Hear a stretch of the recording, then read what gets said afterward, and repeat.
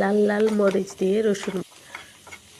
আমরা তো শুকনো মরিচ দিয়েই করি, তো আজকে আমি গাছের মধ্যে দেখলাম লাল মরিচ হয়ে আছে বাড়িতে এসে, তো লাল মরিচ দিয়ে রসুন ভর্তা করে নিলাম। রসুনটাকে দিয়ে সবাইরই ভালো লাগে রসুন ভর্তাটা, শীতের দিনে বেশিরভাগটা।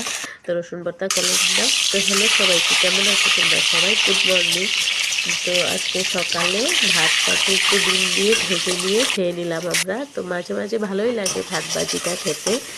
তো ভাত ভাজি তোমরা কে কে খাও? আমি মাঝে মাঝে করি, ভালো লাগে। মুখে রুচি না থাকলে বেশিরভাগটা করি, মুখে আবার সর্দি টর্দি হয়ে শরীর ভালো নেই, তো আজকে করলাম, সবাই খেয়ে নিলাম।